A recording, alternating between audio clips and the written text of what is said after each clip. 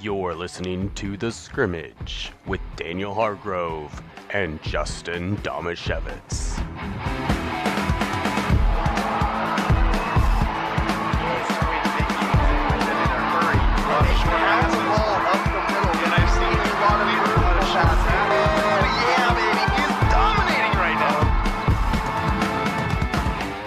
Hey now, you're an all-star, get your game on, get paid.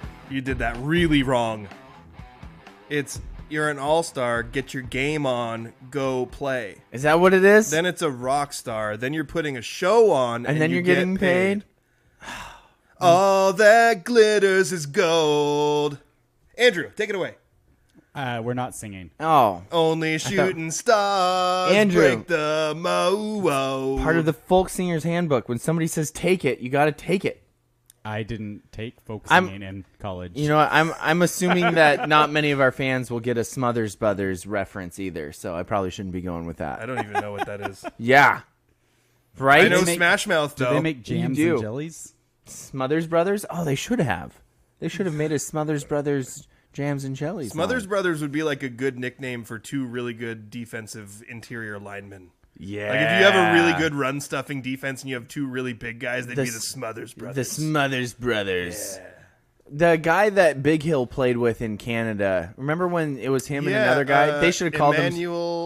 It was some weird name. Aluminium? Aluminium. Yeah. Solomon Aluminium. Solomon Aluminium.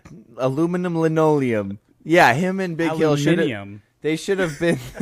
It's Alumalum. They should have been the Smothers Brothers. From Parks and Rec. When Andy is with the British guy and he's talking about all the ways they pronounce things differently, and he's like aluminium, and he's like, in America we say alumalum. I do apologize for messing up the lyrics in the beginning. Smash Mouth fans everywhere are offended. I know. I wanted to sing a song and I couldn't think of one. You did Smash Mouth dirty, bro. Thankfully, I don't think anybody cares. This is The Scrimmage. I'm Justin Domashevitz. Is it? Daniel Hargrove is the one who did Smash Mouth dirty. So wrong. Our trusty producer, Andrew Gross, is also here with us, and we have a great show today lined up for you. Do we? Two great shows, in fact. Two of them? They are brought to you by Ole Penn Real Estate and the law office of Jeffrey A. Domashevitz. This is the Northwest edition of our podcast. Oh, yeah. If you're listening on the audio-only version, it'll be a separate podcast that will come out. That's Grays Harbor Sports. If you're watching on YouTube, it's all one show, so just stick around with us through both. Exactly, with a 5-minute break so I can go to the bathroom in the middle of it. Yeah. That's letting you behind the curtain. Let's get it going with the 2-minute drill. Let's go, huddle up. Gotta hurry. Hey, 2-minute situation, 44 seconds, hand the ball to ref. Gonna do it right. 3-jet Buckeye, don't worry. The 2-minute drill starts now. We have got to change that sound effect. I like it. The Houston Texans beat the Indianapolis Colts by 1 point today, which knocked them out of last place in the NFL standings, giving the Chicago Bears the first overall pick. Daniel, if you were the Texans, would you have tanked that game? Couple of things here. If I was the ownership and general manager, yes, I would have tanked that Organizational game. tanking. Yes. But as the coach, especially watching Ted Lasso, I've started watching Ted Lasso. Such a good show. It's as good as advertised. How many episodes in are you?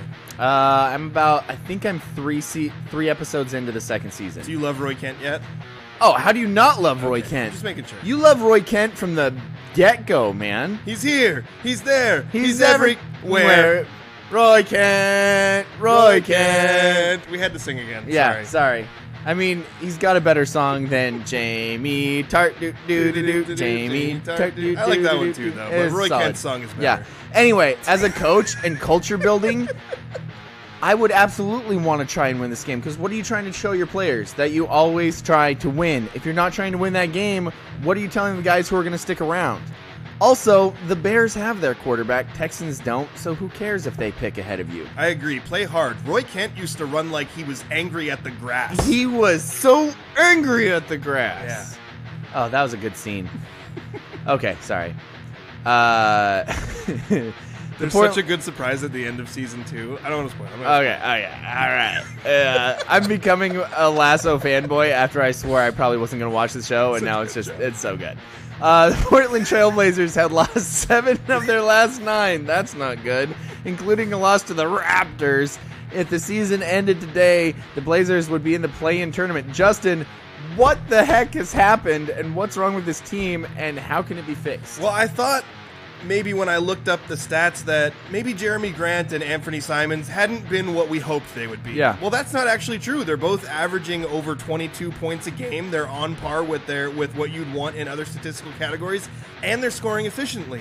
Is it Dame? Dame's missed 10 games, but he's playing well as well. He's playing actually a little above his normal standard. They're a middle-of-the-pack defensive efficiency team. What the heck is going on? Yeah. I don't know. I feel like they constructed a team that I'm not saying is going to be the best team in the West, but they should be more competitive than they are right now. They're letting up a lot of points, and they need to shore up some things. It'll help when they get guys like GP3 on the floor, when Nasir Little comes back from GP2 on the floor. I always mess that up. When they get GP2 on the floor, he's only appeared in 1 game for them since they signed him. When Nasir Little gets back in the rotation, he's been out with an injury for a few games. I think that stuff will help a little bit, but man, I feel like they're playing well. They just got to figure out a way to win some games. Winning is good, losing is bad. Yeah. The Seattle Mariners have signed free agent outfielder A.J. Pollock, whose existence I learned of just yesterday, to a 1-year, $7 million contract with up to $3 million in incentives. Daniel, how does Pollock fit into the Mariners' current roster? Well, he's an outfielder that rakes left-handed pitching.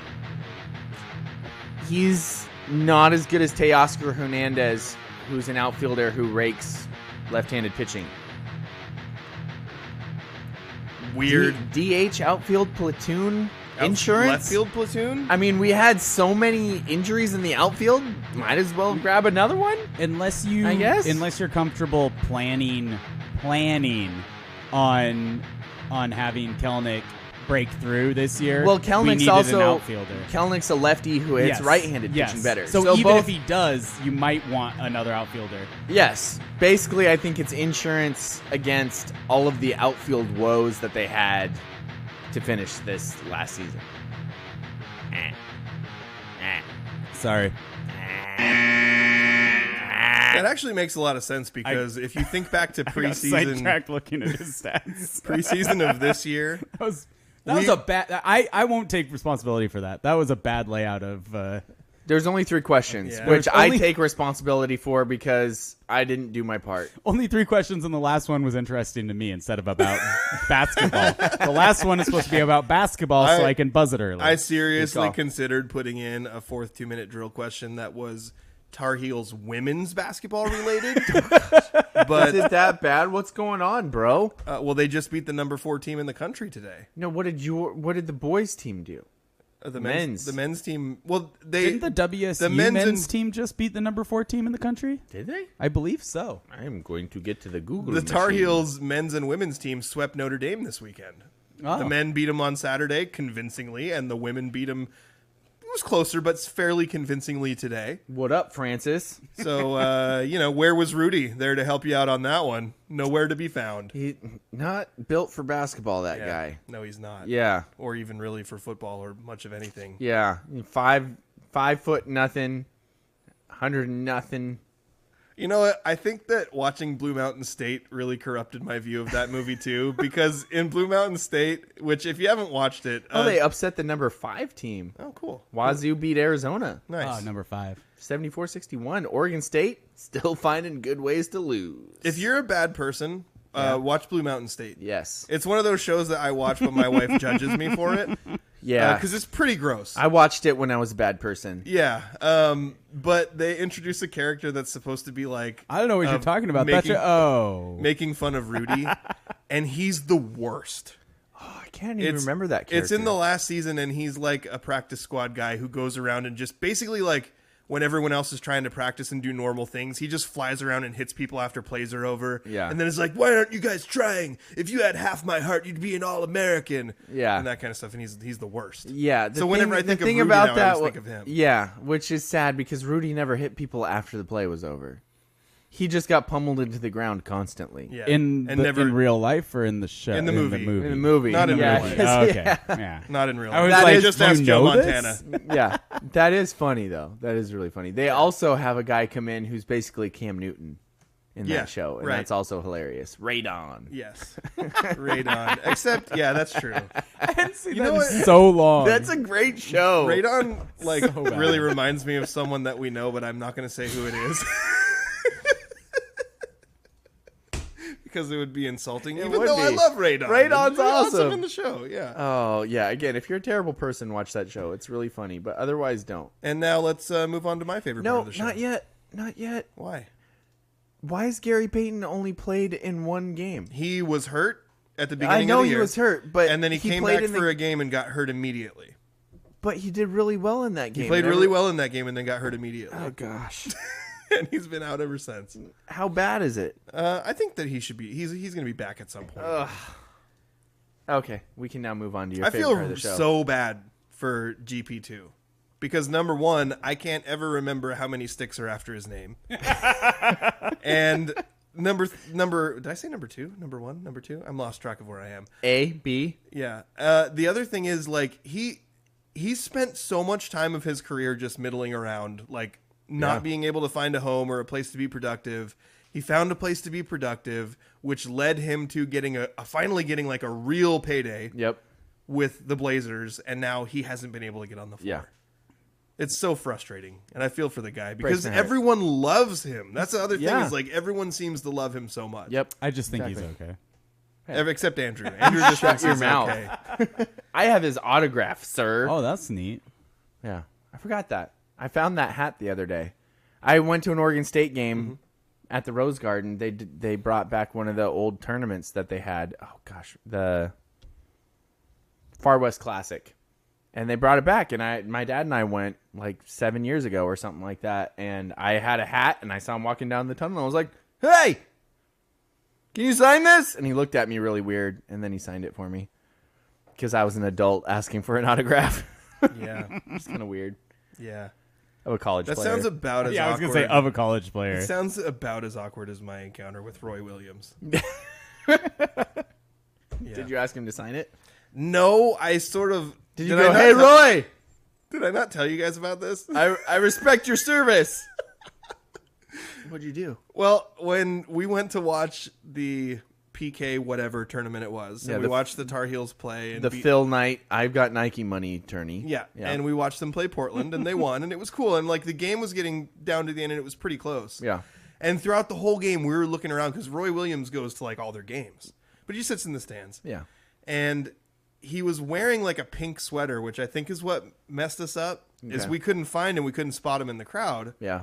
And then at one point, with like just a couple minutes left in the game, my older son stumbles upon an Instagram post that shows Roy Williams in the stands.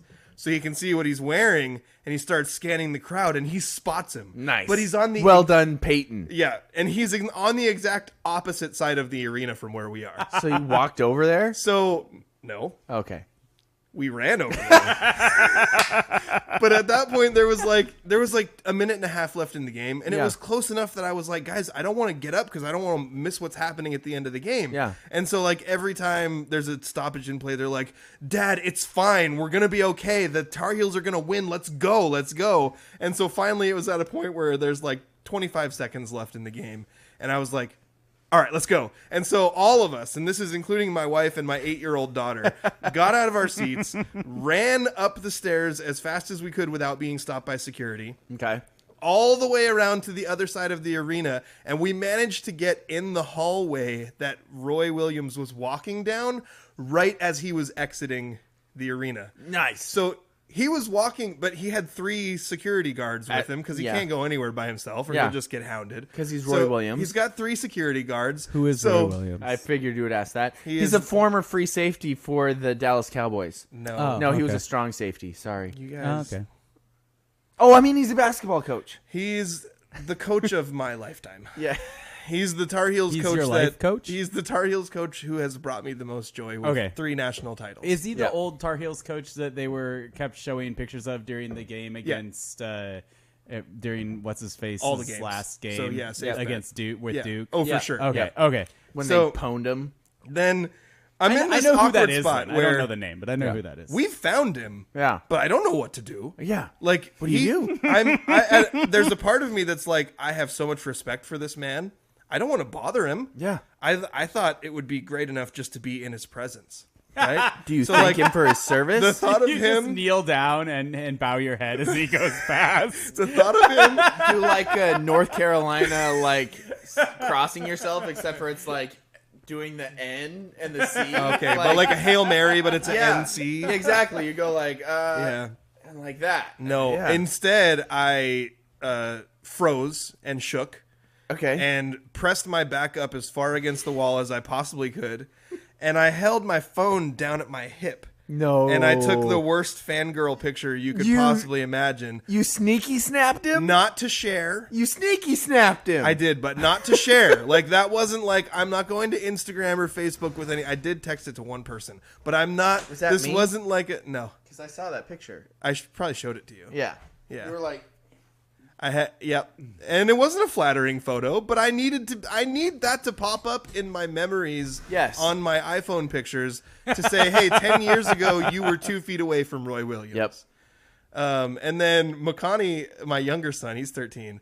When we were kind of out in the lobby, and it was like, okay, coach has to go to the bathroom. So coach is going to the bathroom, and then he's coming out of the bathroom, and like his security guards are all with him everywhere. What? And at one point, Mac was like, Can I go try to just like give him a high five or something? And I was like, no, you can't. No, don't. Leave him alone. Leave him alone. didn't let And Matt then do at one that? point he was like, Dad, please. And I realized I'm never going to, if I don't let him try, he will never forgive me. yes. And I was like, all right, go. So he goes, he kind of flanked him, Yeah. and he came up around the right side. And then instinctively, without even turning around and looking, as soon as Makani got close, the security guard stuck his arm out No. and wouldn't let him by. Oh. Never looked at him, but stuck his arm out. I don't know how he saw him. Must have rear view mirrors on his sunglasses or something. Aw, that guy. But He yeah, should that be was fired. it was a Yeah, how dare he? That's when Roy Williams is supposed to go, no, let the little children come. Well, see, no, wow, Was that heresy? you just made Roy Williams Jesus. That was not good on my part. Yes. I feel bad.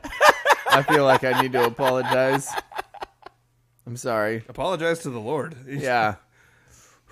Let's deflect. I wasn't offended. Let's move on to my favorite part of the show.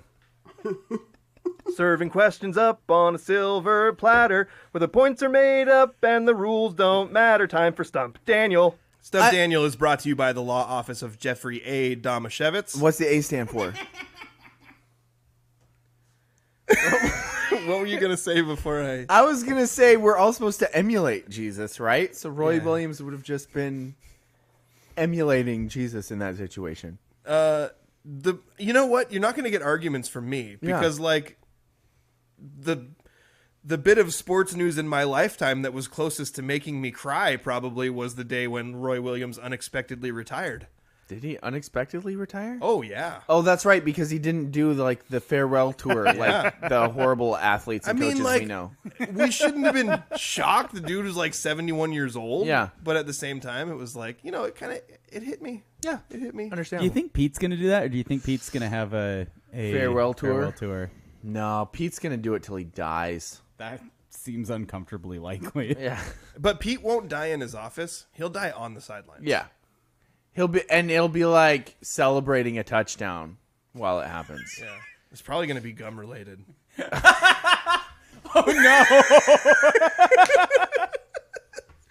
Okay.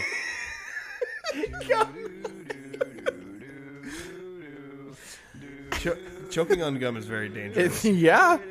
Daniel, I have 3 questions for you. Okay. Now that I have put some real bad energy out into the universe and Horrible. you have committed sacrilege. Heresy at the very least. Daniel, first question. Which NFL matchup this week didn't see a single penalty on either team through the first 3 quarters? Wow. It was the first time it happened since sometime a long time ago that I can't remember. But then also, the 4th quarter started, and the commentator said, first time since blah, blah, blah, that no one's ever had a penalty. Immediate penalty. broadcaster jinx Yeah. strikes again. And then, like, strong, man. literally a minute and a half later, they were like, man, Stephon Diggs hasn't done anything in a really long time. And then he caught like a 40-yard touchdown bomb. Daniel, which game? Wait, you just said Stephon Diggs. That was a different game, though. Oh. Okay. Okay. So it's not the game that Stephon Diggs was in. I shouldn't say anymore. I was describing something that happened in a game I was watching. Oh, okay. I'm going to say it was the...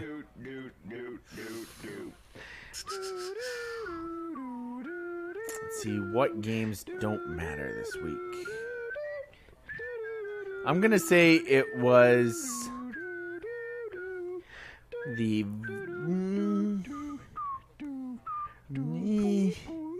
There's a lot of rivalry games this week, though. That's surprising.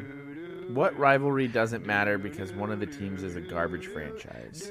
I'm going to go with the Cardinals and the Niners. Oh, I'm sorry. That's not correct. It was actually Bills-Patriots. So it was Stephon Diggs. You double-blinded me. Did I mislead you? You did, because you said it was another game. As a judge, did I mislead him in an unfair manner? Because I was going to say, Yes. oh, it's the Bills game, but then you said it was another game that I was watching. Isn't that the point? That's a good point. Gosh darn it. You're 0 for 1. Terrible job by you. Next question. Which NFL quarterback set the NFL record for completions this season with 490, breaking his own record that he set last season with 485? A lot of records being broken now that they've added this extra week. Yeah.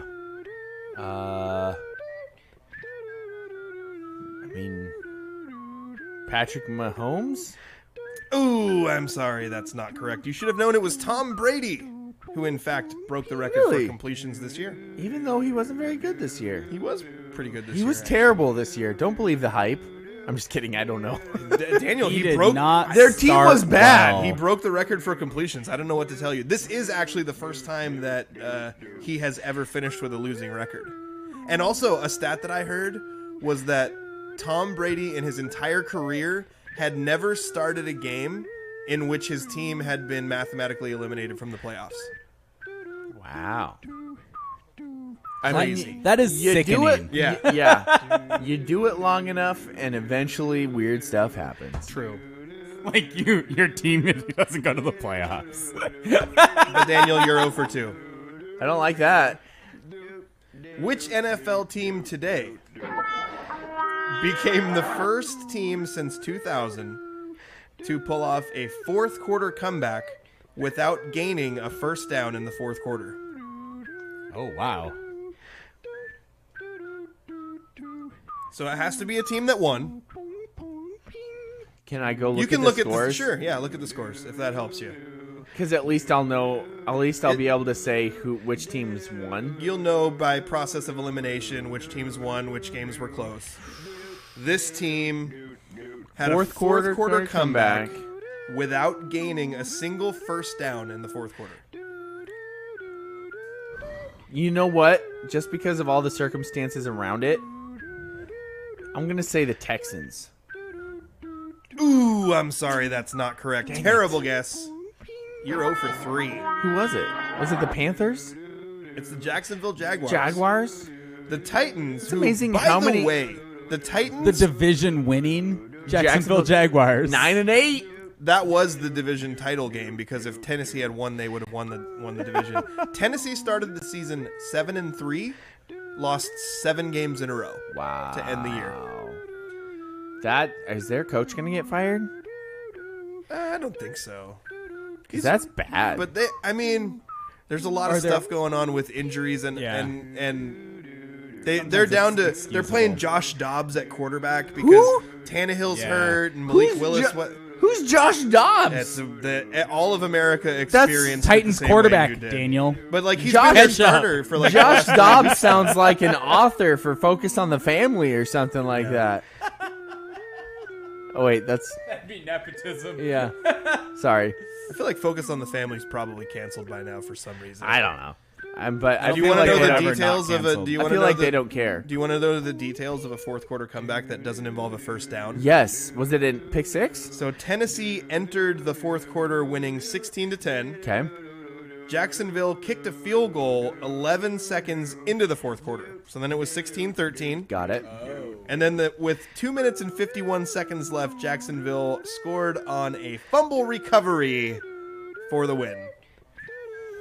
That's got a smart. Yeah. Well, they had to go for 2 for the win. Was it Dobbs? Right? No, because they were only down by 3 at that point. So they ended up winning 20-16. Was it Dobbs who fumbled? I actually don't know the answer to that. So I went 0 for 3. Yeah. Not good? Bad job by you. Oh. Well, we do have, this will conclude Stump Daniel, which is brought to you by the law office of Jeffrey A. Domashevitz. No relation. What's the A stand for? We have Seahawks talk coming up, and I think I'm going to ask you guys to help me out with a bit of a moral conundrum. Uh-oh. But first... Before that, Yeah. Francis wants to point out that Roy Williams was younger than Pete Carroll is when he retired, and he's a quitter. So why were you so excited, Justin? Yeah, Justin. What a quitter. Sorry, I'm What accidentally... video is happening right now? It's Tariq Woolen yelling Daniel. about things. Sorry, my bad. Commercial break.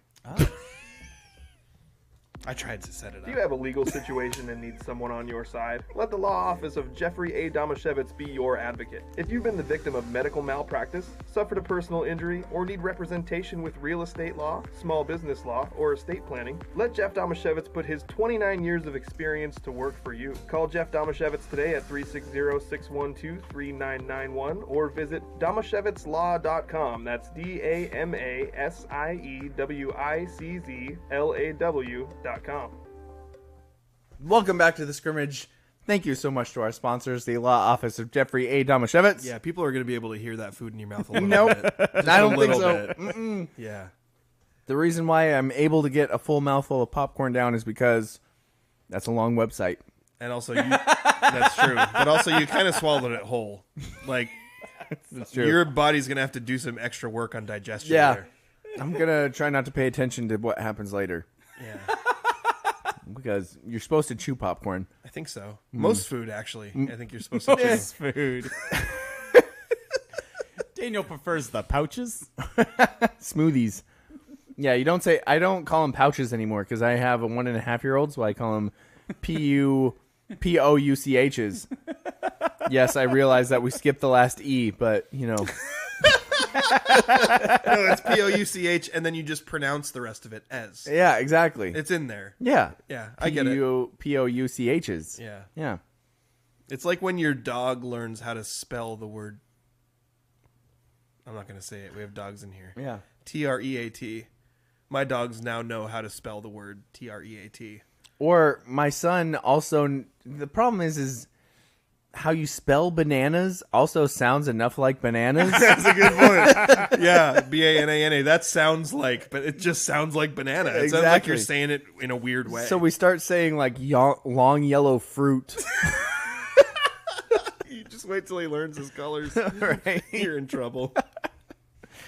Anyway, we're talking about the Seahawks now. Yeah. They won.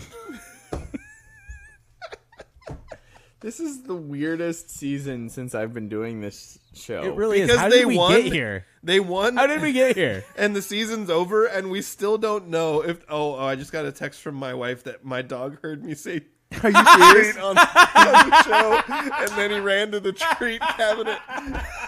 Yes. The season is over, Yes, but it's and we not don't yet. know if the Seahawks have made the playoffs. That's true. And we apologize for not waiting until get ready for work. Exactly. He's already making enough of a sacrifice to help us record the show this late. Absolutely. How in the world are the Seahawks in this position, though? I thought they were going to win 4 games this year. I thought 6. Andrew Price is right at us at 7. Yeah. And yet somehow, if the Lions win tonight, lose? The Lose? Pack. No, the Lions Lions need to have win. to win. The The Lions, Lions need have to win. Yeah.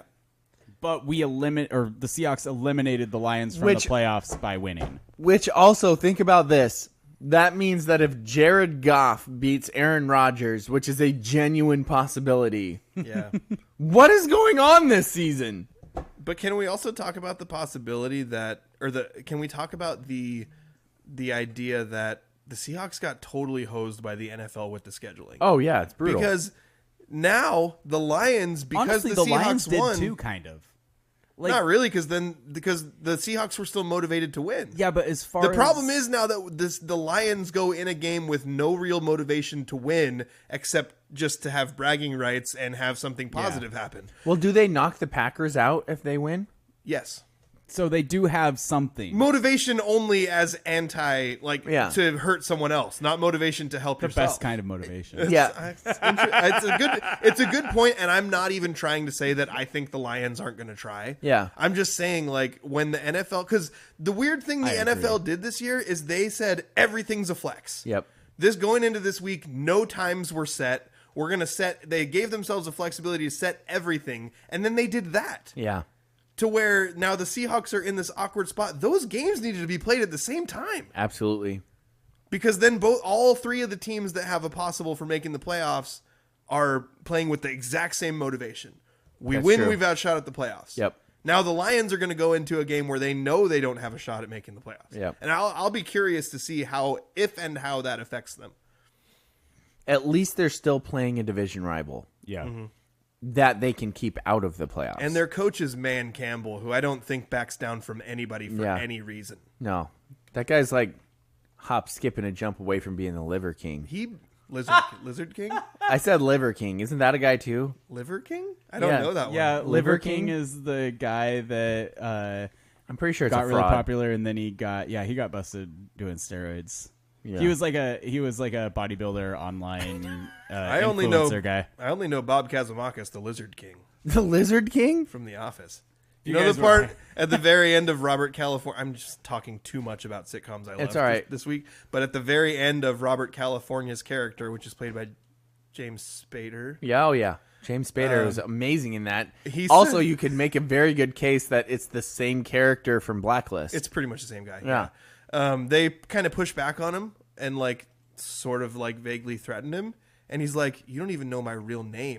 I'm the fucking Lizard King. And then at the end, the very last scene, he introduces himself to someone as Bob Kazamakis. Yeah. After being known as Robert California the whole time. Yep. It's a great show. Lizard King. Yep. Liver Anywho, I keep seeing notifications that say Geno Smith leads game-winning touchdown drive. Did he? Technically, yes. He converted one pass. He almost killed DK Metcalf, and he successfully handed the ball off to Kenneth Walker multiple times. Kenneth Walker, 29 carries in this game. He's a beast. Dude's awesome. How many times did he run up the middle in this game with nowhere to go and then turn it into something? Yeah. He's so good. Yeah. Like, the thing that gives me hope about the Seahawks' future is the fact that they were like, Kenneth Walker, we want that guy. Yeah, we're going to take him in the second round when people don't pick running backs. Yep. That makes me excited. That makes me excited that they're going to be like, you know what? Cody Barton, not good enough.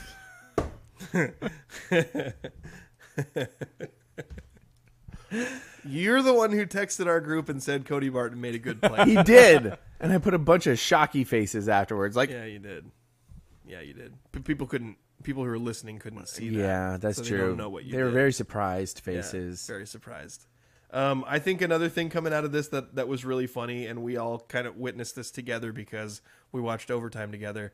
The Quandre Diggs pick Yeah. in That was overtime awesome. where he comes out of nowhere because Great when play. The Seahawks start with the ball. Yeah. 3 and out. Yep. They didn't do anything. It was They garbage. punted it. And I said out loud, could the Seahawks offense have choked any harder? Yeah. Because not only did they not put any points on the board, but then they leave the Rams with like relatively decent field position. Excellent. And it would have been better had Michael Dixon not been an amazing punter. Exactly. And what's that guy's name? He's, is it Derek Young? Great job covering the punt. Right.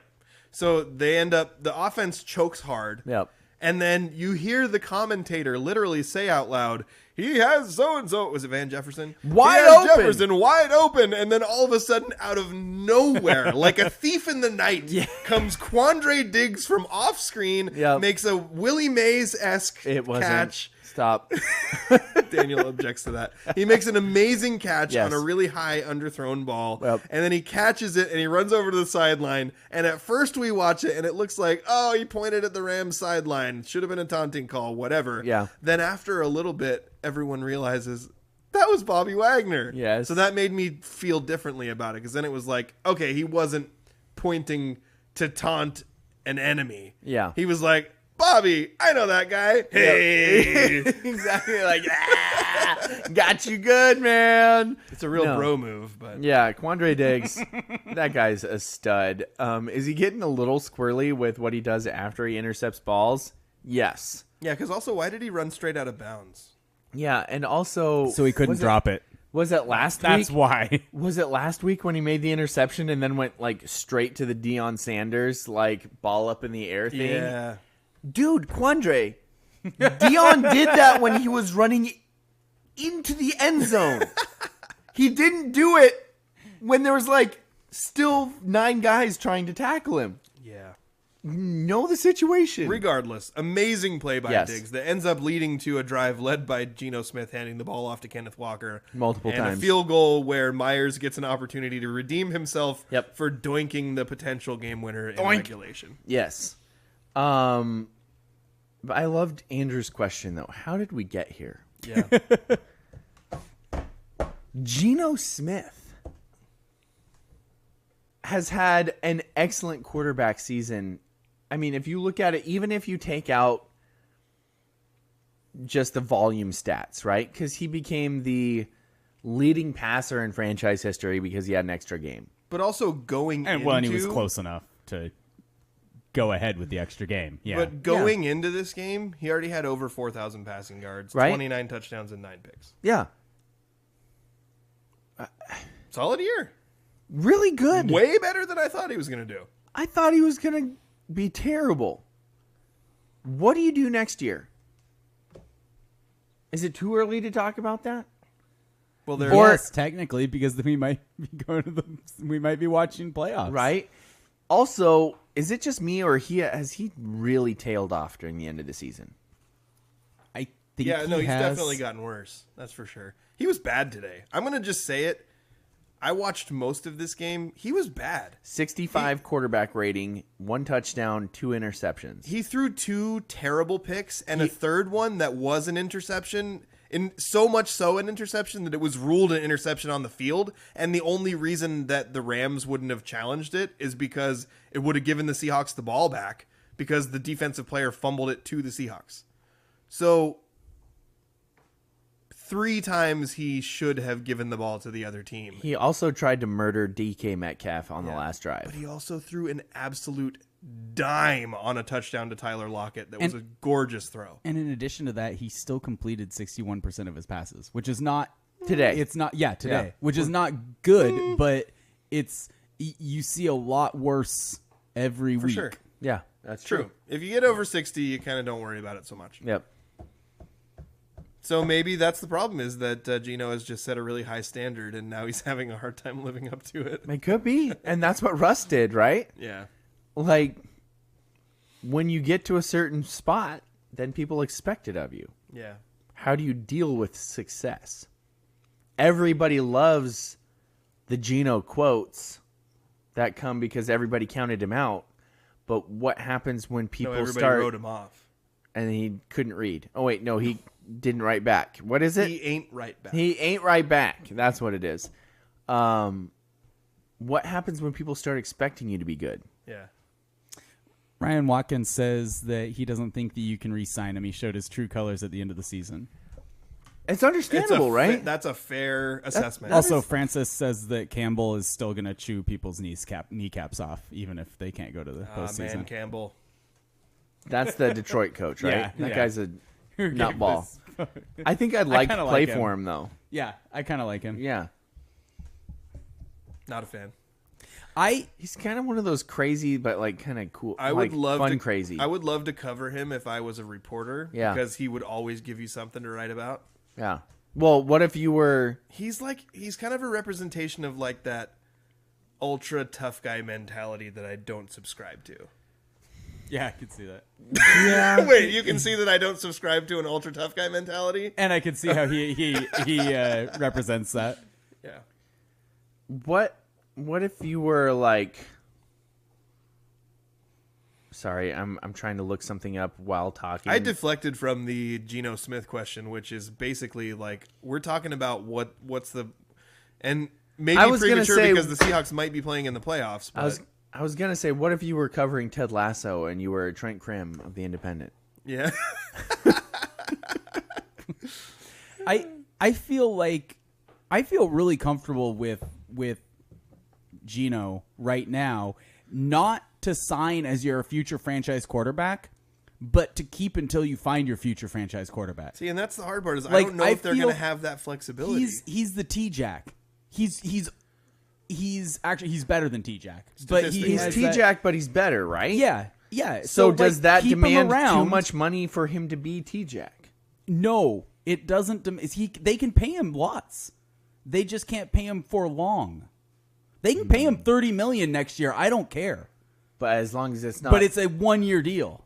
But will he take that? I don't know. And also, That's a question. Do you know for sure that they have that? Because I'm quite certain they do. Okay. Because I haven't heard anyone saying that they don't have cap room when they've been in middle of the season they were talking about how maybe they should sign him, and some of the numbers they were talking about were $33 million because the franchise tag is like 31 or something. Well, on also, him. it's not like they had Russell Wilson on the books this year. I think he's still. there was a cap He hit. still but he still has a cap hit. This wasn't year, it but like I think it's 24 million or something? I'm not I don't sure. think it was a prohibitive amount of money. Yeah. But yeah, I mean, I guess Oh. Yeah, that I checks was out. like, I don't think they want to go with Tim Tebow next year. well, like what? or CJ Kellen Moore, which was the next one down. Who's making this list? Is it CJ Stroud? Like, who's the first quarterback? Is that what you're trying to find out? Yeah, I was don't looking think up the there's- guys for next year. I'm not under the impression that there's a one guy this year. There's that two is- quarterbacks that people do not seem to be able to convincingly convince other people should be definitely number one.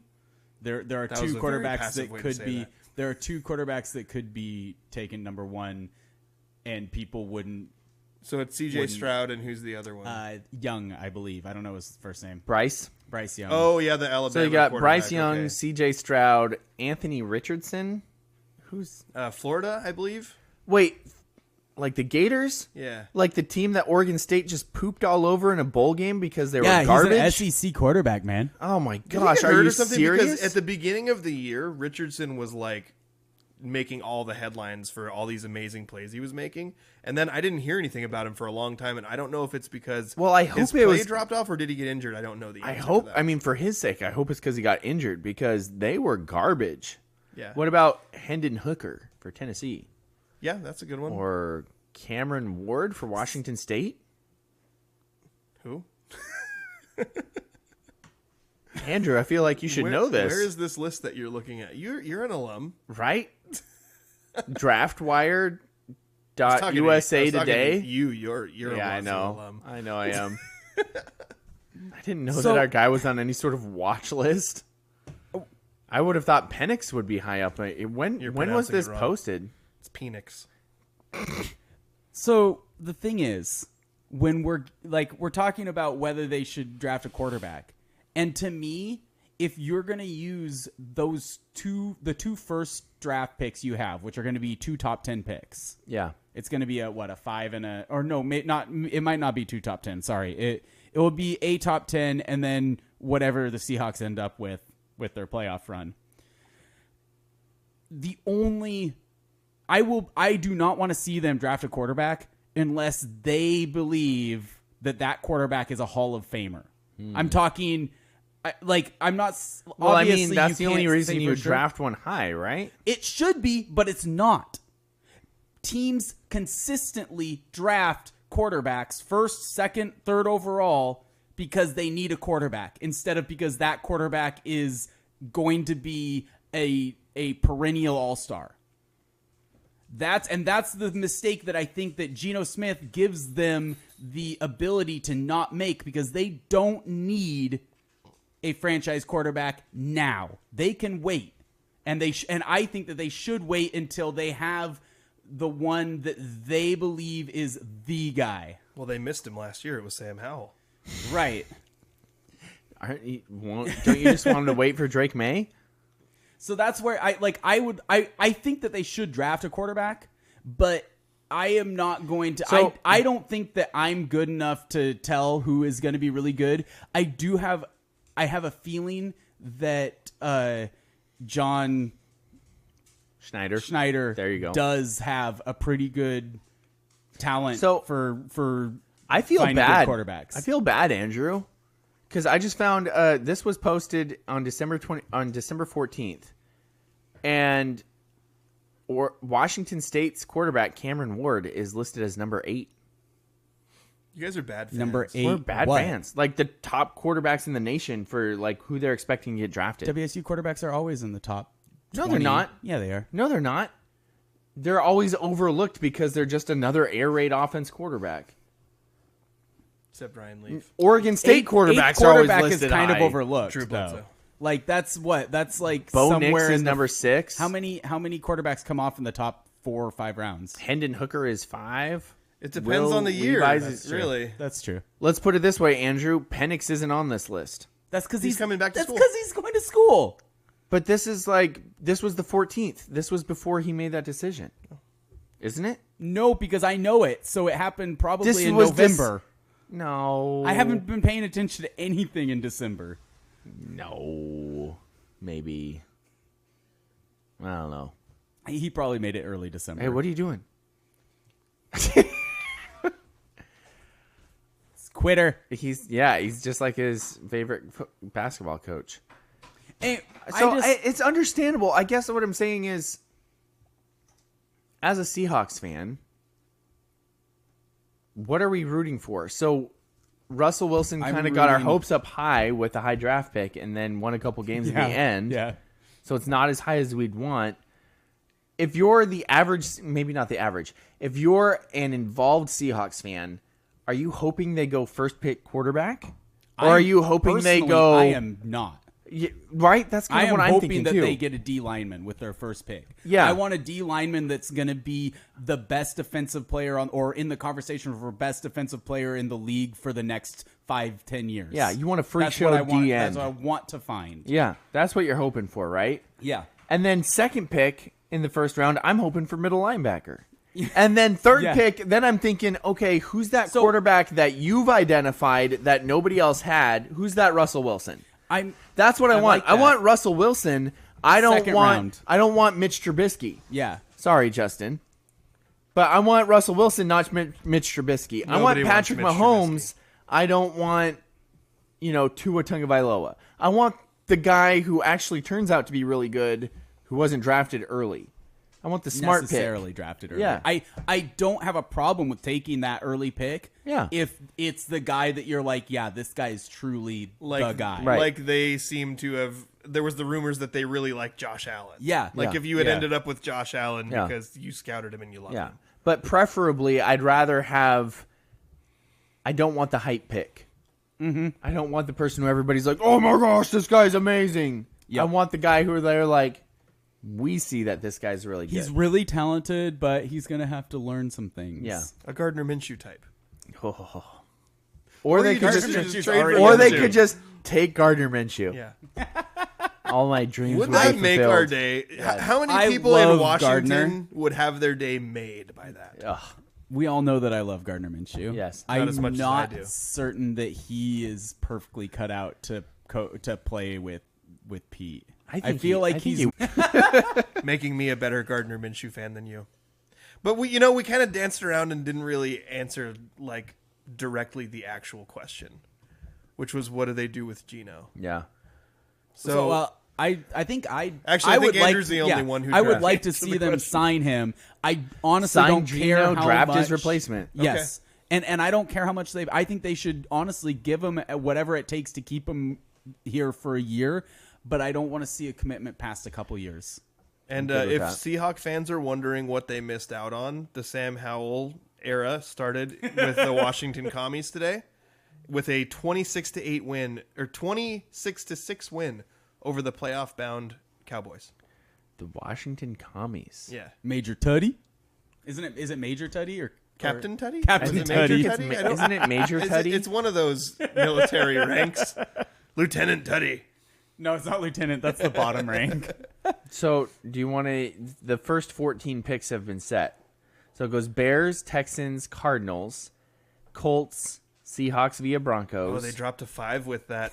Yeah. Broncos win. Dang it. Dang it. Stupid Broncos. Lions via Rams. Stupid Russ. Vegas Raiders. Falcons, Panthers.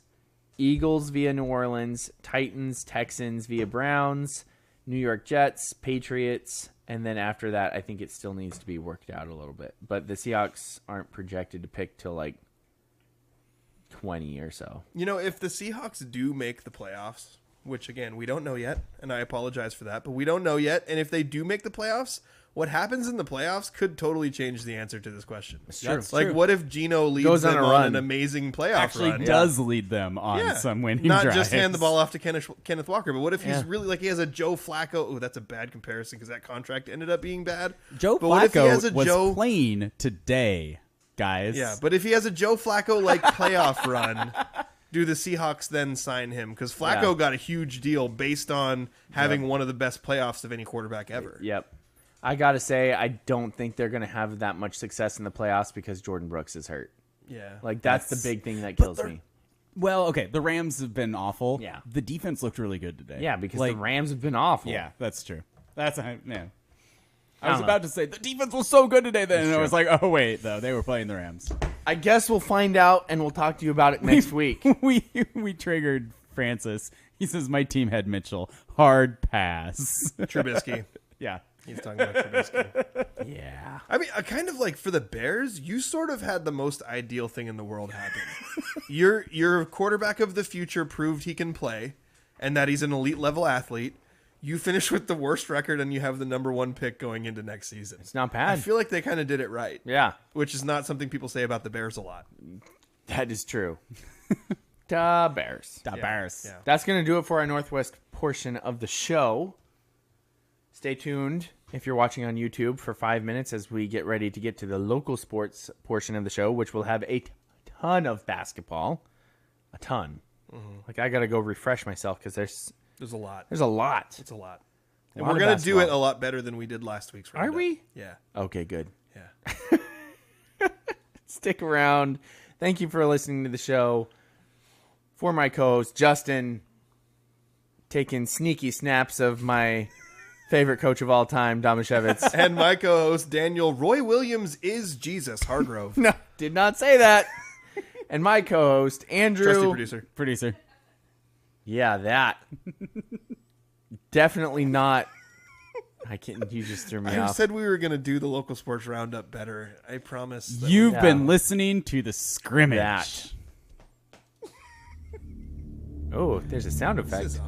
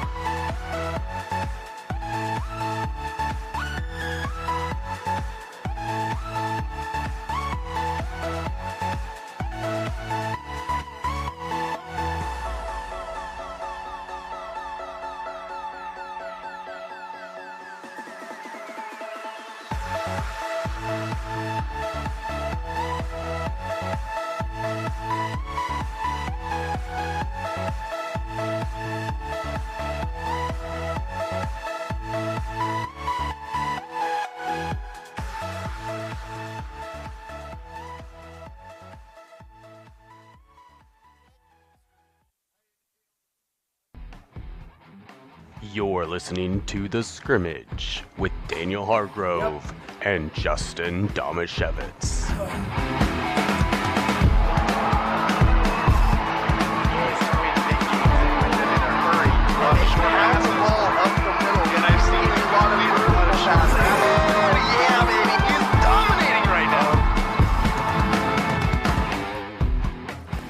The Bears. I'm sorry, I'm trying to get that popcorn out of my lung. Every once in a while, it backfires on Daniel that the strategy is generally just to shovel as much of whatever snack food is available possible into his mouth during the break. It got me this time. And he got me scolded a little bit too, because he threw popcorn all over the floor because in his direct quote was, "I was just sort of throwing it in the general direction of my face." That is, in his defense, that is how you eat popcorn. But how fast? Thank you. How fast did I sell you out? When Hannah came over and she's like, "Guys, there's popcorn on the floor," I was like, "Not me. I promise. Not a single one was me." And it was just me and Daniel over there. Yeah, so. bad teammate. It was not, didn't give me an out at all. But I will take full responsibility. I did throw popcorn in the general direction of my face.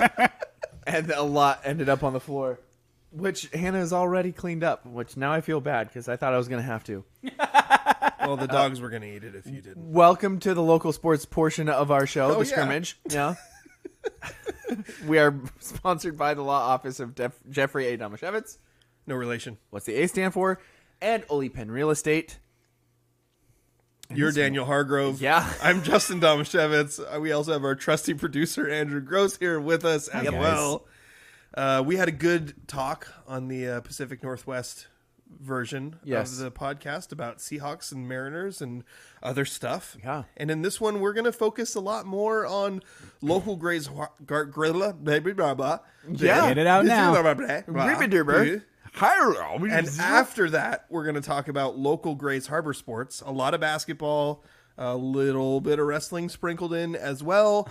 I would like to reiterate something we say pretty regularly. If you're listening to this and you think, "Oh man, why didn't they talk about blah blah blah?" or blah I can't blah believe blah, they didn't say anything about such and such. yeah, blah blah blah's law blog or whatever. Daniel just hates Elma. Just let us know. That comes up. It does. Like, I had a person ask me last week, "Why didn't you talk about this Elma kid?" And I was like, "I didn't know." And then the person was like, "Well, it was on your Facebook page." And I was like, "Oh crap, I missed that." So I am going to profusely apologize, and we will also address that later after the local sports roundup. Yep. But we got a lot of basketball to go through, so let's just let's get it going. Local sports roundup.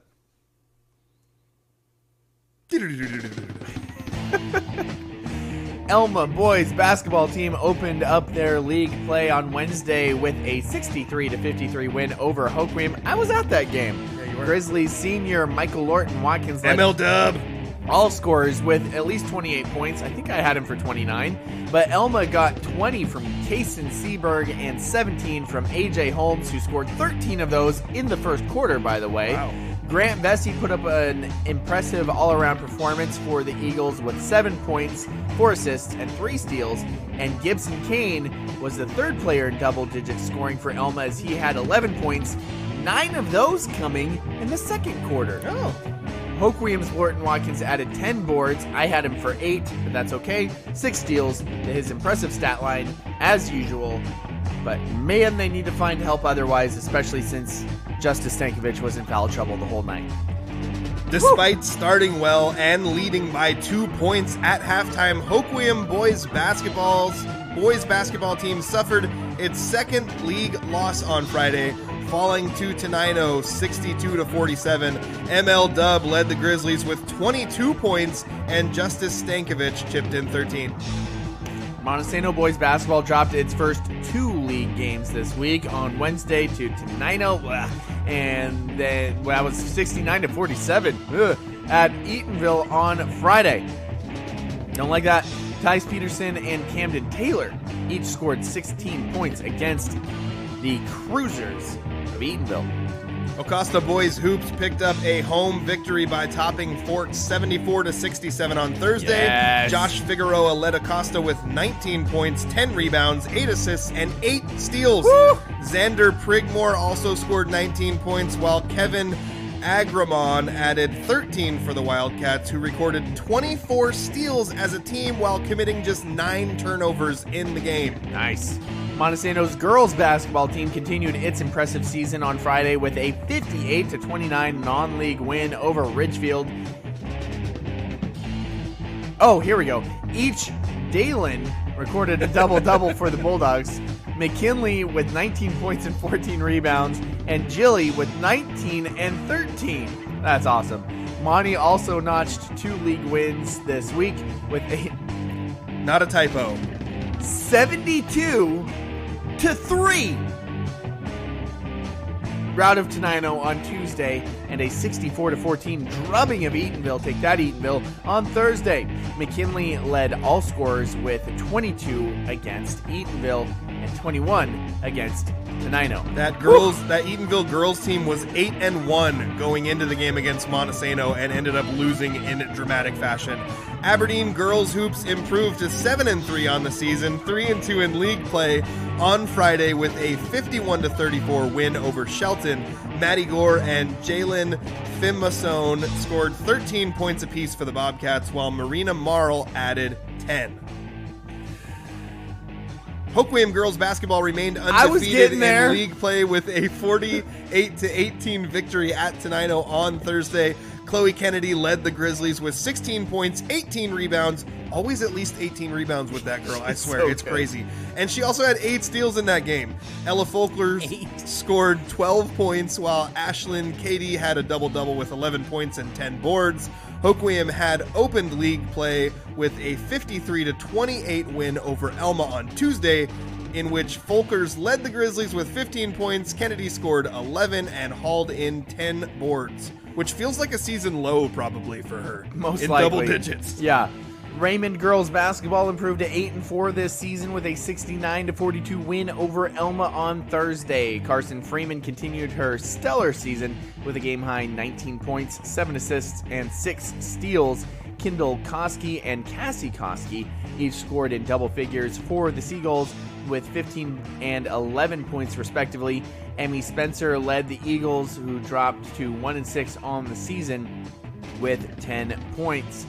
On Wednesday, Raymond defeated North Beach 69-17 on the strength of 23 points, 10 rebounds, and 4 steals by possible certified bucket leader getter Carson Freeman. Willapa Valley's girls basketball team remained undefeated in league play with a 48-24 home win over the Washington State School for the Deaf on Thursday. Grace Huber led the Vikings with 14 points, while fellow senior Brooklyn Patrick had 3 points, 7 rebounds, 6 assists, and 6 steals in the game. Aberdeen's girls wrestling team won 8 of 10 head-to-head matches to defeat Shelton in a 2A Evergreen League dual meet on Thursday in Shelton. Emerson Yakovich, Felicia Bell, Peyton Munoz, Selena Martinez, Emma Marchese, Asha Martin, Kaya Roundtree, and Carolyn Arthur each picked up a win for the Bobcats. That will conclude the local sports roundup. We do still have some more local sports to talk about because Absolutely. I want to start, Daniel, with the game that you were at. We got an opportunity this week. We both watched some boys basketball games. Yep. We were talking on last week's show about how is the league going to shake out, who's the favorite. And I think our answer was we kind of don't know last week. And I think some of those things have started to kind of fall into place. Absolutely. The season's still young and the program's still young for Hoquiam. So I want to give them a little bit of grace when I look at that. Elma played very well. They showed that they have at least 3 players who can score at any given point of the game because AJ Holmes, is it AJ? Yeah. AJ Holmes scored 13 in the first quarter. Then Gibson Kane scored 9 in the second quarter. And then Kaysen Seaberg scored 13 in the fourth quarter. They just took turns. Exactly. Quarters. Yeah, so they showed that they have 3 different guys who can make things happen. And then you got, Grant Vessey's out there kind of just doing all the little things. Exactly. The game also, I'm gonna sound like a total Grizzly homer. The game, the way it was officiated, which it was officiated, I felt evenly on both sides, definitely favored the Elma Eagles because at one point while I was broadcasting it, I said, I had an 8th grade coach who used to call this wrestle ball. It was allowing a lot of physical play, to say the least. Yeah. Yep.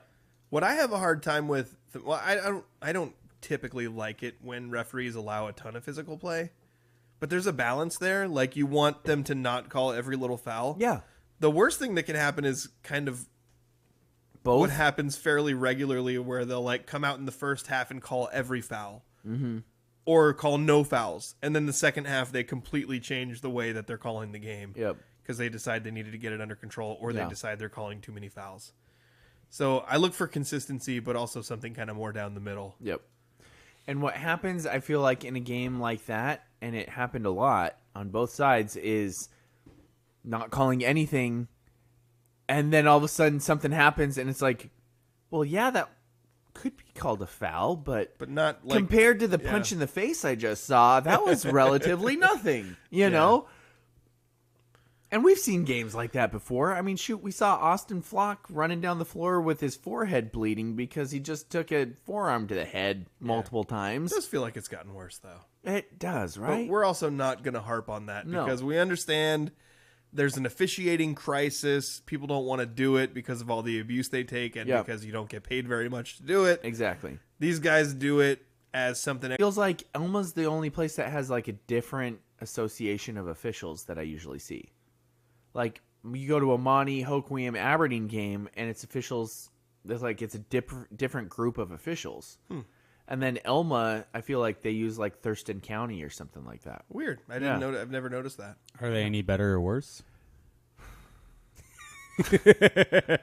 No. I was just curious. I'd say it's about the same. I don't know. It's interesting.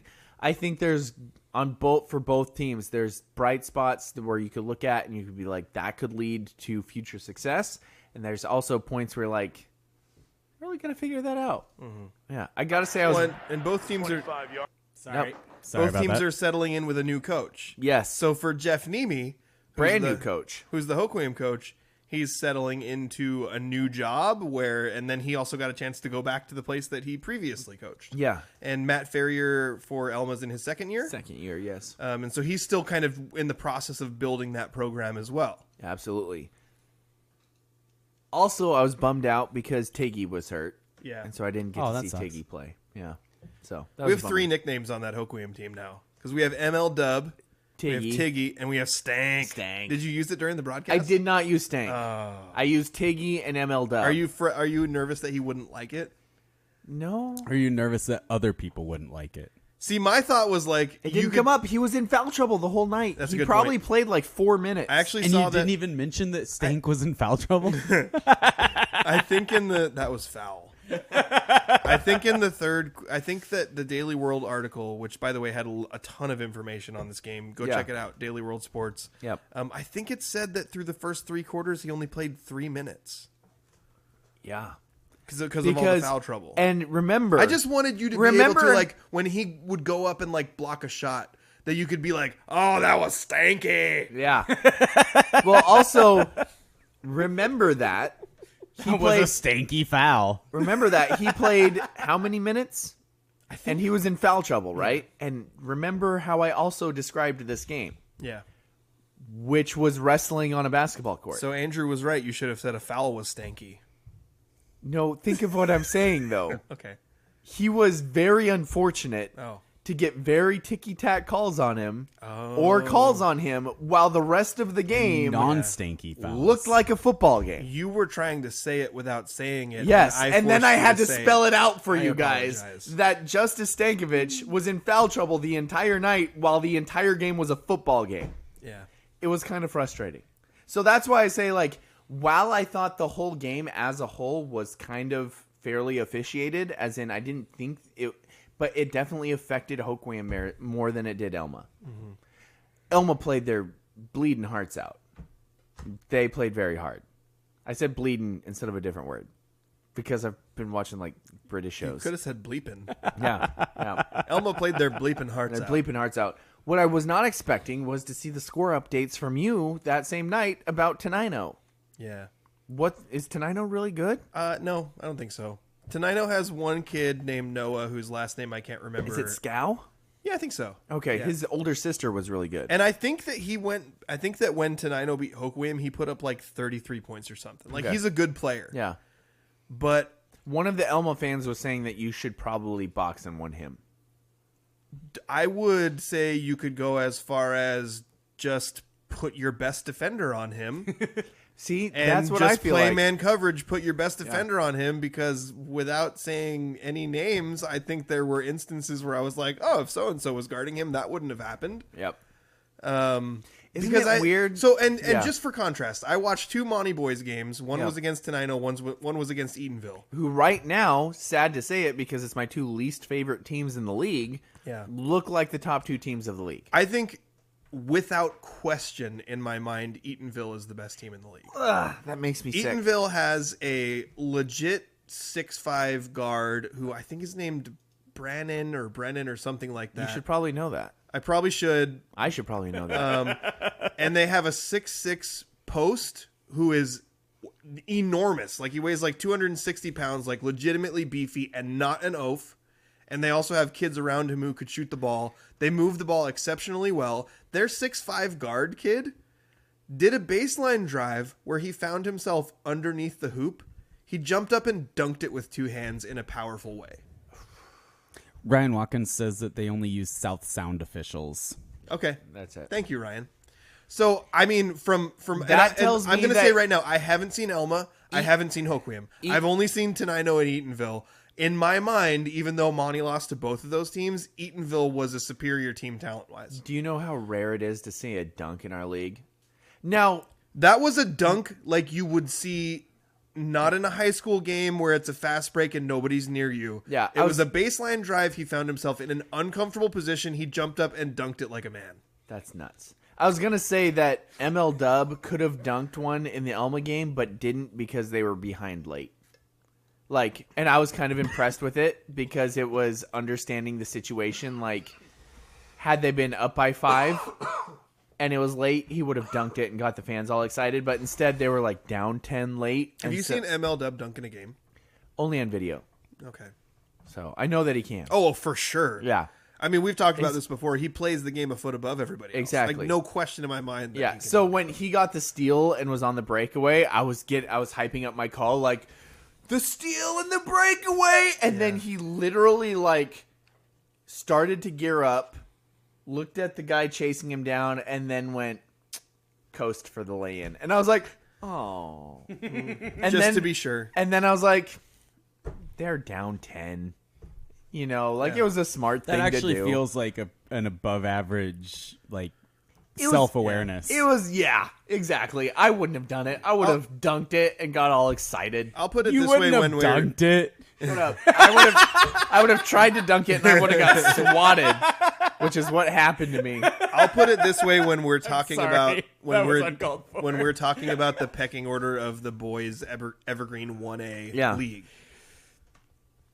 Tenino was a game that I felt like our Montesano team played poorly and lost. Gotcha. Eatonville was a game in which I felt like we actually played pretty well and lost by about 20 points. So does Eatonville, because just hearing that story, does it feel like Eatonville is a 2A team that just got moved down to 1A and they're still playing at like a bigger school level where they're really good? But they started their season very poorly. I think they were 3-5 in going into our game. Who are they playing?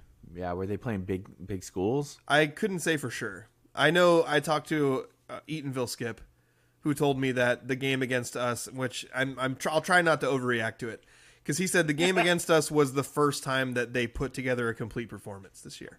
Okay. But at the same time, that was me seeing like legit talent level. They have a guy who's the guy. Yeah. And they have a big man who, even though he was in foul trouble, figured out a way to have a big impact on the game. I actually thought he was a little too passive, to be honest. There was a couple times he got the ball in the post. He makes Camden Taylor look small. Whoa. So there's a couple times he got the ball in the post and he passed it back out. And I was like, why didn't you just go up for it? Like, talent-wise, I feel like of the 3 league teams that I've seen so far, Eatonville is no question the best. That makes me upset. Did they make a trip to Alaska? Yeah, they did. They played in a tournament in Alaska. Okay, and apparently they played very poorly in Alaska. Max Preps says that they have lost to Morton White Pass, Cascade Christian, Morton White Pass again, Lathrop in Fairbanks, Alaska, Nome Belts in Nome, Alaska, or from Nome, Alaska. They played in Nome? Nikiski. No, I don't know if they played in Nome. I assume Nome was traveling. When he said it was a tournament, that makes sense because I was Nome's looking at it going, legit this year? they made a tour through Alaska? What? Dude, your just sister said the sentence, Nome is legit this year? right? My sister's moving Your to Nome. sister's Yeah. about to move to Nome. I mean, from elsewhere in Alaska. Which She's is already lived crazy. in Nome. Yeah, that's nuts, though. Also, I gotta say, apparently, there's something in the water. Morton White Pass shouldn't be this good at basketball, but they're always stupid good at basketball. And they've got like 6'7" dudes, like, constantly. I don't know why, but they do, and it's weird. They They're scored a 103 and 95 against Eatonville. Those are the two scores. That's a 2B school. Yeah. And it's not like a 2B school on the I-5 corridor that just happens to be a small town. Morton White Pass is out in the middle of Was that nowhere. a shot at anyone directly? Or No. Okay. Napavine. It's not Napavine. It's out in the middle of nowhere. Morton White Pass is out in the middle of nowhere. Yeah. Is it And anywhere they're near White freaking- Pass? They're Yeah, ridiculous. it's the No, com- not really. Oh, really? Well, isn't it a combo school between Morton and White? Yeah. I was just being sarcastic. Like, White Pass is out in the middle of nowhere. Yeah. So. And they're putting up 100 points Yeah, they're real good. against a good 1A team. Oh, Ryan Watkins was helpful before I even looked at this up. He said that they played Morton White Pass twice and played a tough non-league schedule. He didn't mention that it was in Alaska, though. Yeah, I think they played 3 or 4 games in Alaska. Like, they legitimately, but Wait, did they beat Nome or did Nome beat them? No, they lost to Lathrop from Fairbanks and Nome Belts from Nome, and then they beat Nikiski. would you say that when Eatonville was on defense, they were guarding Nome? Probably. I think they probably were guarding Nome. When they were playing Morton White Pass, were they playing very passive on defense? That's not as good as mine. No. Okay. Anyway, let's get away from the puns. So they have played good teams, though. Yes. Yeah. And apparently Nome's legit this year. Apparently, Nome's legit this year. We're going to have Caitlin's going to have to go to some basketball games, apparently, while she's up there. And be like, hey, I don't know what teams they're flying into Nome because that's the only way to get there to play basketball. But when they do, let They're us know. 7-1. Would she cover a game overall for us? and 2-0 in conference. Would she cover for a game for us if we float her like a $30 stringer fee? Like, I make think, her a correspondent? I think you should probably bring that up with her. Okay. Yeah. Well, her husband's a helicopter pilot. Maybe he can get to some of those other villages where they're playing games at. You might be flying them in. There you go. Yeah. All right. So we talked about Elma Hoquiam hoops. We talked about Monte boys hoops a little bit. That's what I watched. I'll just give a shout out to a couple of guys. Okay. I feel like there's been a lot of roster shuffle there. New coach, first year, new system. A lot of new coaches this year. Yeah. And also this is a team that has only 2 seniors who really play a lot of varsity time. There's been a lot of back and forth between who plays JV and varsity. There's been a lot of back and forth between who's in the starting lineup. Sounds like a lot of learning from a new coach. Yeah, well, learning from a new coach, learning for the players what's expected of them by the new coach. Trying to set a standard of, a winning culture, which I think can sometimes be a struggle when you come in and you're new. Mm-hmm. But I feel that good things are on the horizon for Montesano boys hoops. I'm going to be realistic about the expectations.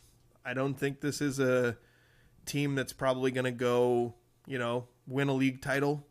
I don't think they have the depth of scorers to be able to compete at like a state level. But I think this is a team that can go out and play really hard. They have Tice Peterson, who's a really good scorer. They have senior leadership at guard with Trent Adams and Christian Olsen. They have a junior guard named Jackson Wilson who can step in and make some really good plays for them as well. And in short stretches, sometimes Jackson Wilson seems like the best player on the floor. Camden Taylor, who I mentioned, looks small compared to Eatonville's big guy. He's like 6'3", 240, and somewhere in that range. Yeah. He's a big kid, and he's had some really good games this year, 16, 17 points. And he had some good games. Did he play some varsity as a freshman? A lot of these kids have played varsity as a freshman and a Yeah. sophomore because there's been so few upperclassmen in Monte's boys program for the last few years. Yeah. So I think we're actually at a point where there's some really good freshmen in the Montesano team. They have a really good sophomore as well in Caleb Bruland. And then they also have a ton of juniors. A ton of juniors. That junior class is stacked. So next year, and again, I'm not trying to put the fast forward on because, like I said, they have 2 good senior guards in Christian Olsen and Trent Adams that are going to help lead this team this year. But I think the future of trying to build a winning culture is going to extend beyond this year as well. And I just love seeing the fight. I liked watching Trent Adams in our last game when he wasn't in the game because he's so engaged and he's constantly, encouraging, getting excited when good things happen. He has a hard time sitting down. He gets antsy. He stands up on the bench and manages to figure out how to do it so he doesn't get a technical foul as well. But I feel like good things. I think the Montesano boys basketball program is moving in a good direction. It's an interesting league. Yeah. It's weird to me the size of the league. Like the size that you usually see. Like when we say, oh, Eatonville's got a 6'5" and a 6'6" dude, and that seems bizarre almost. It's interesting. Anyway. Yeah. Looking at Monte's girls team, Yeah. they're obviously still the dominant force. Just been cycling through just incredible talents. This year, I think because when you start talking about Monte's girls team, the dynamic of the conversation changes. Yeah. Because while we're talking about the boys' leagues, we're talking about league. When we're talking about Montesano's girls, we want to know, will they be able to get to where they were last year or exceed it? Yeah. And that was the place at state. Can you place at state?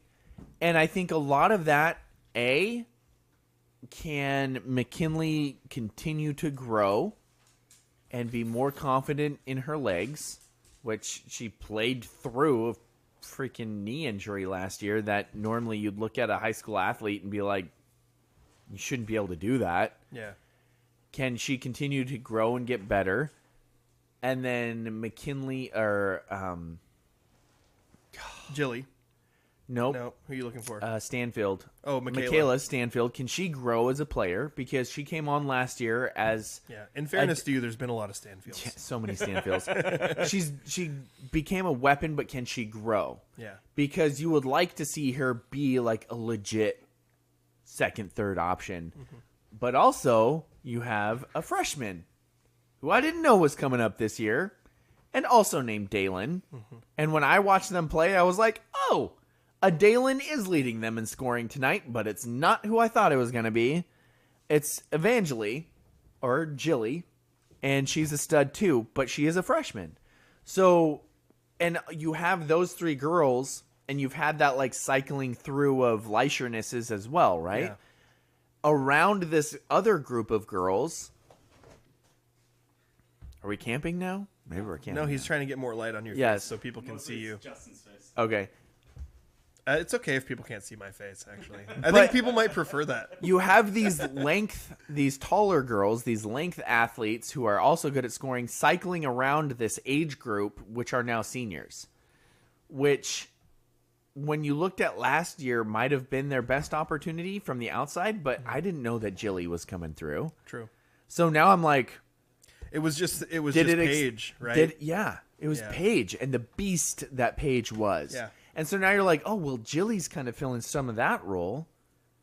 And if McKinley can stay healthy and you still have this ridiculous athletic defensive talent of Vanna Prom and Olivia Young and Jordan Carr and Jaden King. Is it Jaden? Yeah.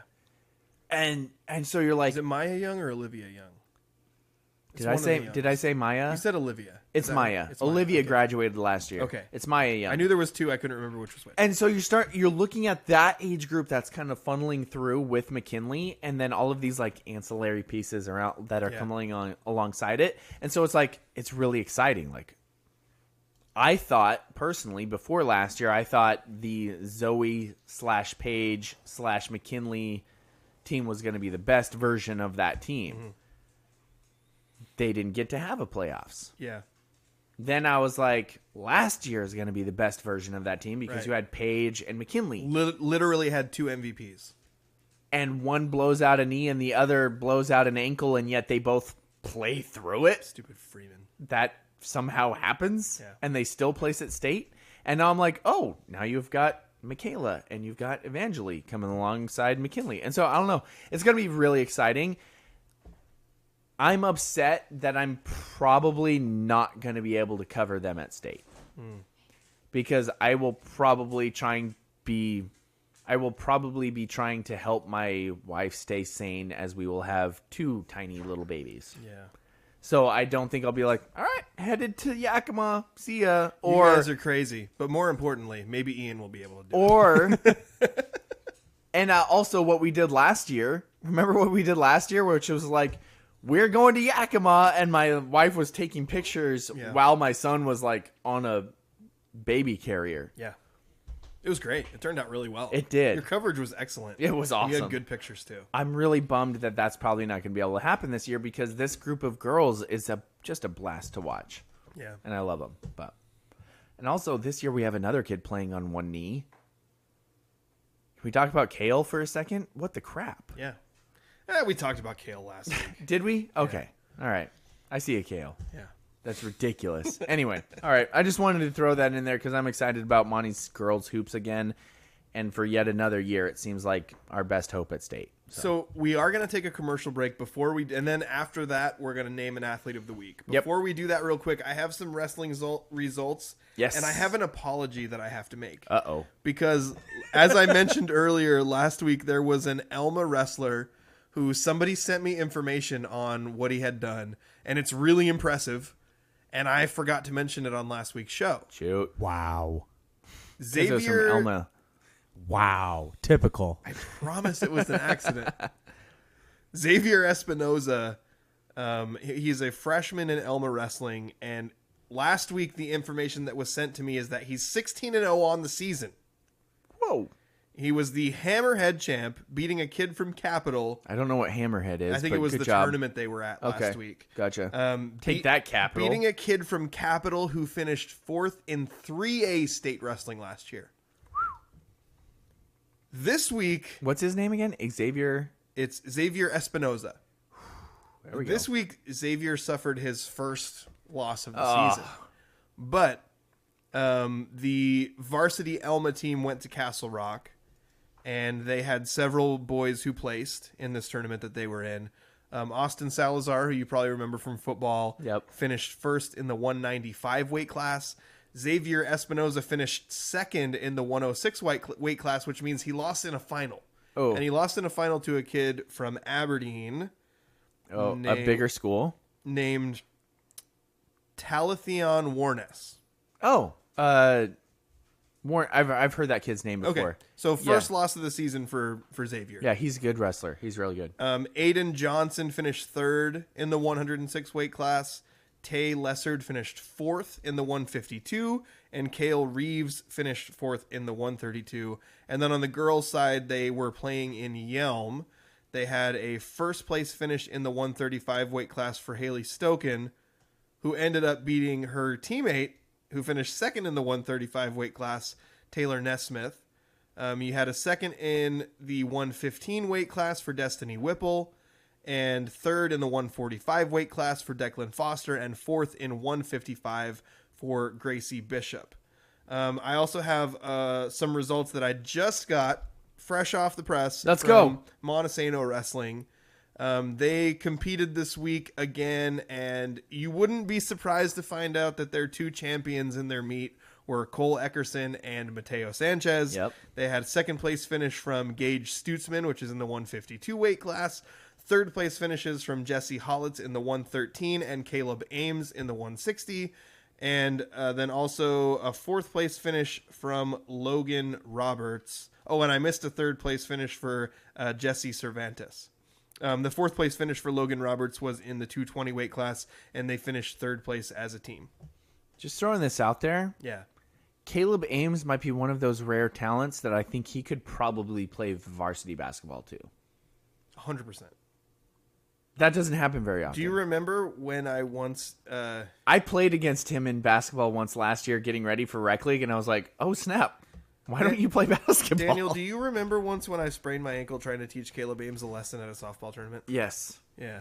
Oh, that was Caleb, wasn't it? Didn't work out for me. Yeah, I forgot that was Caleb. Also, when I was talking to his dad about it later, he was like, what did you do wrong? And I was like, I mean, nothing. He was just challenge me playing basketball against little kids and being better than them. So I was trying to prove to him what it looks like when someone who's bigger than you is better than you and plays better than you, and I injured myself. Yep. Thankfully, we still won that softball tournament. Maybe the only time we have. We also have a message coming in that said, give Coach Mack some time. Montesano will be more dominant than they are showing. He is an excellent coach, excellent background, worldly experience as a player and a coach. Montesano is lucky to have him. So we do appreciate that You want to message. say who it's from or no? That's from Jimmy. Jimmy McDaniel, who has, I think, talked to us before throughout the show. So I have a kid in the program. I love Coach Mack. Yep. And I will put 100% of my support behind him. Awesome. With that, we're going to take a commercial break. Yeah, and then we're going to do the really hard thing. Yeah, don't like it. At Ole Penn Real Estate, we have solidified our foundation on 4 core values. First, we continuously focus on growing our knowledge in the market and in our practices to bring the highest level of competency to our clients. Second, we provide a high level of integrity, compassion, and kindness in every aspect of our business. Third, we put the human element above business through humor, enthusiasm, and patience. And last but not least, we proactively respond to the needs of our clients. Our mission is to create a personal real estate experience, one person and one home at a time. With Ole Penn, it's personal. All right, Justin. Well, first of all, thank you to our sponsors, Ole Penn Real Estate and the law office of Jeffrey A. Domashevitz. It's time. We got to select our Ole Penn Real Estate Athlete of the Week. I have one standout. I mean, there's a lot of kids who did good stuff, and that's Yes. kind of the hard part about it. And I think if Hoquiam had won its games, you might be looking at ML Dub, Michael Orton Watkins, as the Athlete of the Week. The wins kind of they're not a requirement, Nope. but they're a thing that pushes you over the edge. Yep. It's a what do we call them? Elevators, escalators, Escalators.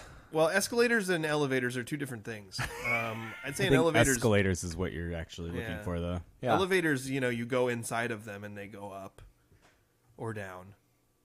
Shouldn't they be called that's weird though, because they're elevators, but they also go down. So could they be called de-elevators? Probably. Huh. And Escalators go down too. if there's an escalator that goes downward, which Yeah. there's a lot of those, should they be called de-escalators? Yes. The escalator and the de-escalator. Yeah. I think McKinley Dalen, to me, is the one who stands out the most. They played 3 games. They won all of them. Yep. She had 19 points and 14 boards in one of the games, and she led in scoring in both of the others with 21 and 22. 2 of those were league games. One was a non-league game against a cross-class opponent that's a higher class than you. And also, there were more stats for her, but I didn't want to bog down the local sports roundup with all the McKinley Dalen stats. Yeah. So if we name her Athlete of the Week, I can include how many rebounds and stuff she had in those other Right. games. They beat Ridgefield, which I don't like. They also beat Eatonville, which I don't like, and they beat Tenino, which I don't like. Boom. It's a One of the three-peat. de-escalators, though, is that the win over Tenino proves that Tenino shouldn't be on the same court as them. Accurate. I looked at that and I literally saw that score. I've and never I had seen that to before. text a friend of mine who has a daughter on the team to figure out if it was a typo or not. Yeah. The text I got back was no, it was 39-0 at halftime. But Eatonville was 8-1 going into that game when What? Montesano beat them by 50. What? Eatonville's girls team was 8-1 going into that game when Montesano crushed them. Wow. Hoquiam's girls also crushed them, but not near as bad. It was 48-18. I think that's the other thing is I'm looking at this with I don't think Chloe Kennedy had her best week. No, But she needs she got to have some recognition, at right? some point because She had did 31 boards in a game Did one we week. give her Athlete of the Week when she got 30 rebounds in a game? Sadly, I don't think so. I don't think we did, but Was that when Carson Freeman went off? maybe? Yeah. I'm going to go look at our last few athletes of the week because Chloe Kennedy literally got over 30 rebounds in a game and didn't win Athlete of the Week. Yeah. And that seems kind of bad. For those of you who don't know, that's a lot. So let's see. We've gone with Cole Eckerson, Carson Freeman. Carson Freeman. Uh, We've had 2 Carson Freemans. we have had 2 Carson Freemans, right? Yeah. Yep. Okay. And then Zoe Vesey and Kaya Roundtree Right. That was for the Aberdeen Wrestling. Yep. Aberdeen. And then before that, it was Maddie Gore and Felicia Bell. That might have been the week because Maddie Gore. Wow, we went real heavy Aberdeen for a while. Yeah, there, we didn't did. A lot of Bobcats. Yep. And was that the week where Maddie went for 50 or something 40, like that? I believe. Yeah. I think she had 40 points and a whole bunch of rebounds in a game or something. I'm with you, man. I'm leaning towards McKinley. Yeah. I like McKinley's week. Can we give it to McKinley while also making a mental note that at some point Chloe Kennedy needs to get Athlete of the Week? Because like I said, she had a really good week. I don't think she had her best week. Yeah. And I think one of these times when she has her best week, we just need to give it to her. I recognize But for that. this week, I believe McKinley deserves it. Yes. So we'll run through some of McKinley's stats. Yeah. 58-29 non-league win over Ridgefield, which is a bigger school. She had 19 points and 14 rebounds, which barely bested her little sister, who is also turning out to be awesome. I'm sure that's got to be fun. That's just got to be a fun house right now. McKinley also had 22 points against Eatonville and 21 against Tenino. And in one of those games, I think it was 7 rebounds and 5 steals, but don't quote me on that. I'll find more stats when we do the post. And I got to assume that against the Tenino game, she played like 5 minutes. Probably. Well, it was 39-0 at halftime, so I'm going to assume starters didn't play much in the second half. So, McKinley, you are our Ole Penn Real Estate Athlete of the Week. Congratulations.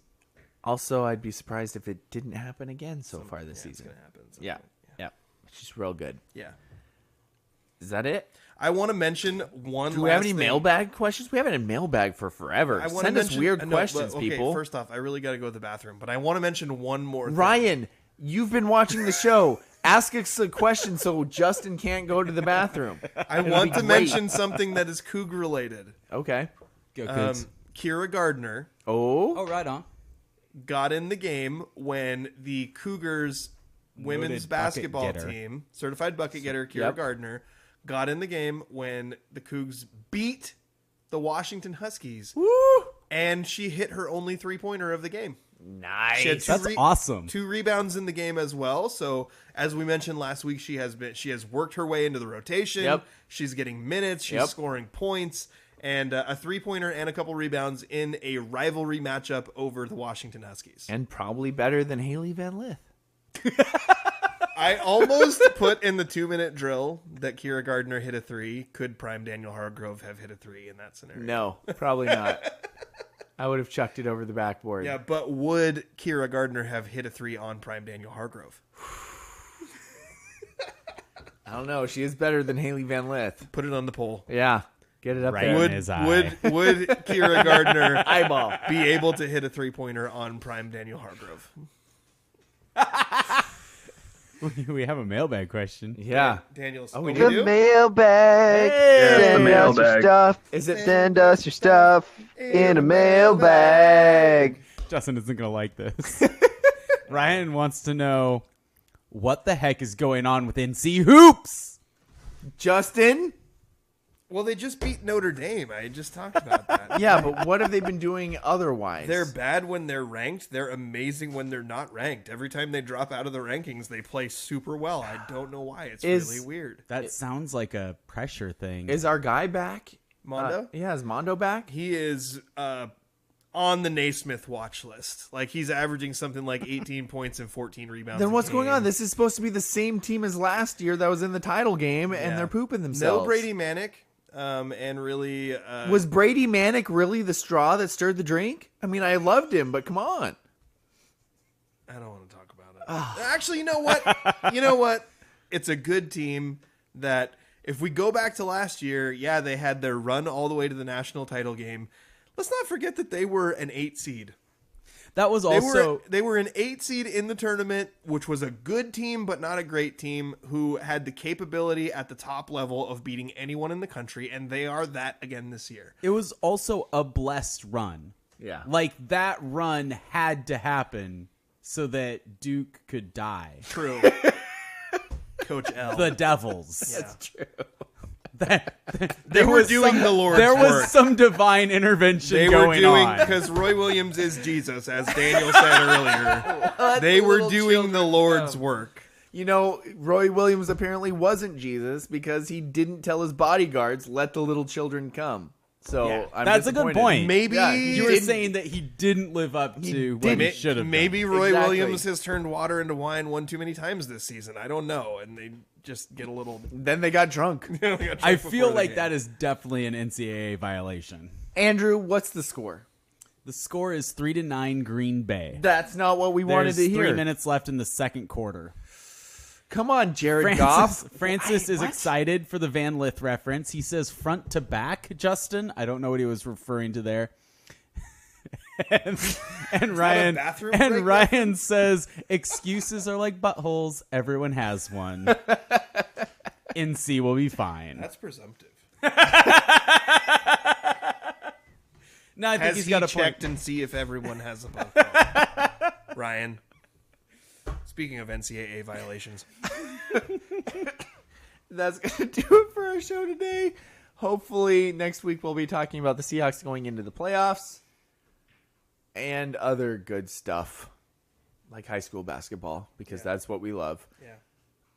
I've been Daniel Hargrove. Daniel, oh, wait, I'm supposed to say you. You're supposed to say my name. Yeah. I have a good nickname This for this shoot. Christmas break really took it out of us. Tore me up. you. We did much better in the local sports roundup. Yes. So Small steps. for Justin, North Carolina wasn't really that good last year. They just had a blessed run, Damashevitz. And my co-host Daniel, Kira Gardner can't score on me, Hargrove. Never said it. And our trusty producer. Why am I left with doing Andrew's name again? Gross. You've been listening to the scrimmage. Why is Justin the one running to the bathroom? That's an excellent question.